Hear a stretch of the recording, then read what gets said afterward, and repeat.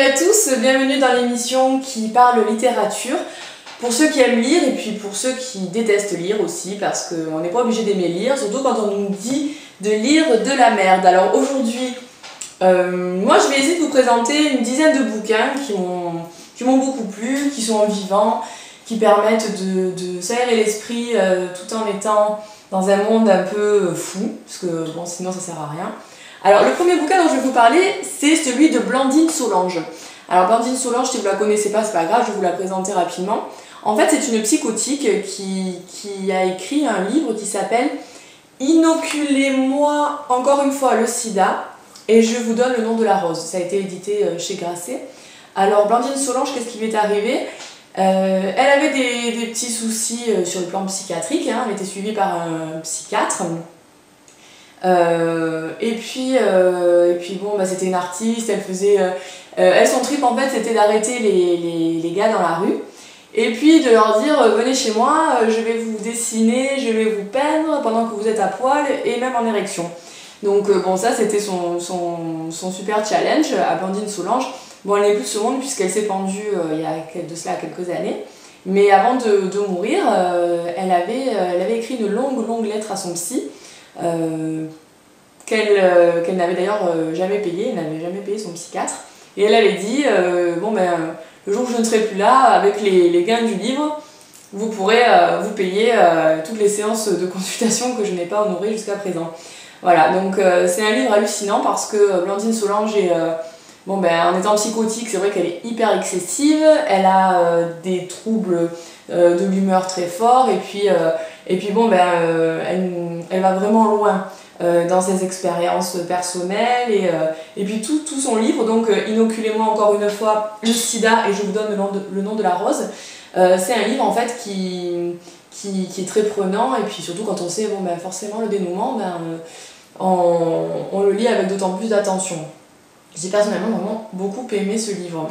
Le second bouquin dont je vais vous parler, il s'appelle La proie des âmes. Il a été écrit par Matt Ruff, édité chez Seuil. Alors tous les bouquins dont je vais vous parler, pour être complètement honnête avec vous, ont un rapport avec soit la déviance, soit l'univers psychiatrique, soit on va dire, oui, quoi qu'il en soit, le partage.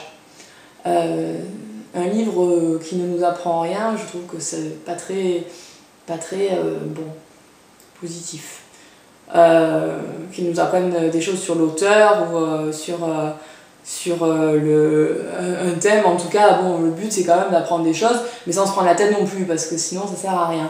Alors, donc le bouquin La proie des âmes qui a été écrit par Matt Ruff, c'est un thriller psychologique. Et bon là, le personnage principal, Andrew Gage, lui en fait il a une personnalité multiple.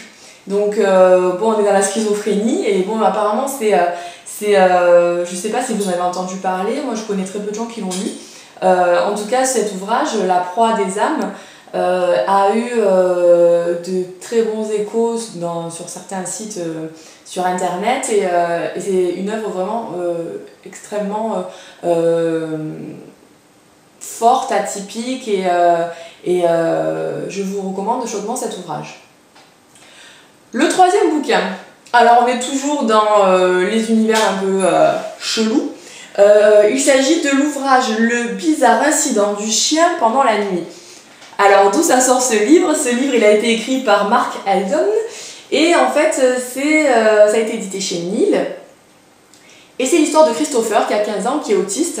Donc vous savez, les autistes, ce sont ceux qui calculent à la vitesse de pas comme nous déjà, qui sont plus forts, et qui vivent un petit peu dans leur monde, voilà, comme Rain Man. Bon, lui, Christopher, en fait, il est dans son monde, hein, il calcule vite, il a 15 ans, et puis un jour, il découvre que le chien du voisin est mort, donc il le découvre mort, et à partir de là, il se met à écrire et il commence à faire une enquête suite à la mort du chien. Et on est dans cette histoire de comment il va avancer et essayer de comprendre ce qui s'est passé avec le chien du voisin.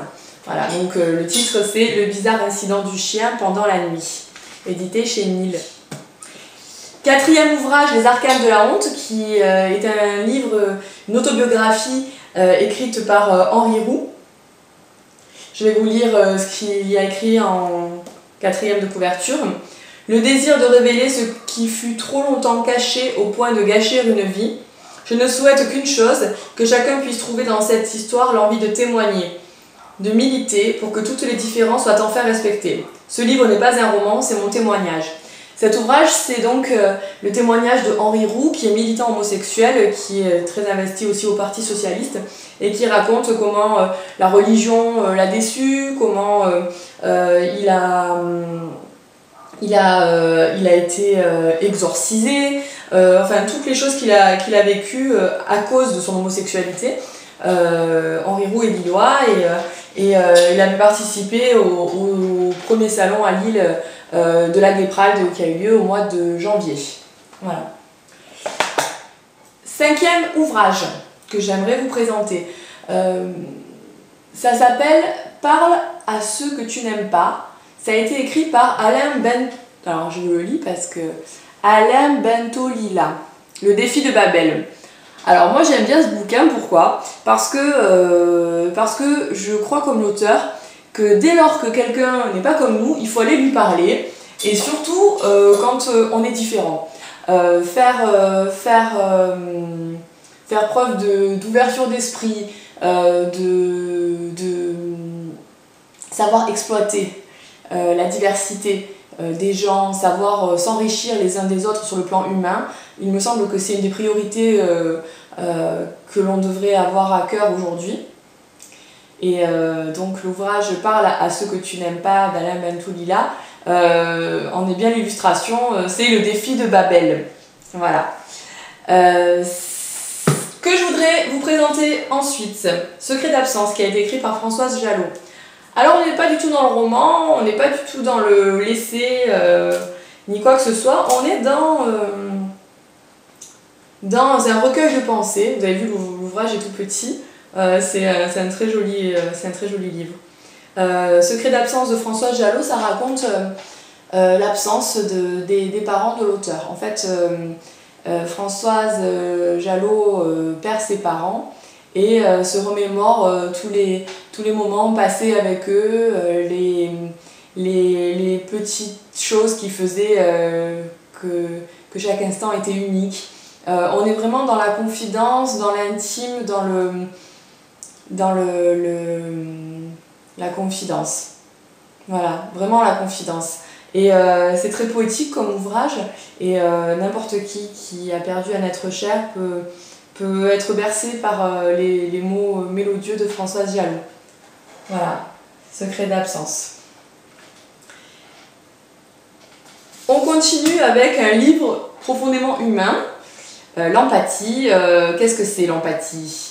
L'empathie, c'est un sentiment qui est hélas très rare de nos jours, savoir se mettre à la place de l'autre et ressentir un petit peu ce que lui ressent. Et donc, beaucoup de gens manquent d'empathie. Aujourd'hui, L'âge de l'empathie est un ouvrage que je vous recommande. Pourquoi ? Parce qu'il est écrit par Frantz de Waal et il prône une société plus solidaire, qui se penche vers son prochain, et il faut que chacun puisse avoir la capacité de se mettre à la place de l'autre, de son voisin, pour avancer main dans la main vers la fraternité et arrêter un petit peu l'individualisme qui nous bouffe, hein, qui nous rend un peu dépressifs et qui a tendance à nous rendre un peu débiles, hein, puisque quand on s'en fout des autres, à un moment donné, les autres s'en foutent de vous, et puis bon, on reste seul, on est dans l'individualisme sans cesse, et puis on oublie l'essentiel, c'est qu'on est des êtres humains, qu'on a besoin les uns des autres, et l'empathie, c'est un sentiment que l'on peut développer, savoir se mettre à la place de l'autre, se dire est-ce que moi j'aimerais qu'on me fasse ça, ou est-ce que à sa place j'aurais besoin de... Voilà. L'âge de l'empathie qui a été écrit par Frantz de Waal me semble un ouvrage que beaucoup de nos politiques devraient lire.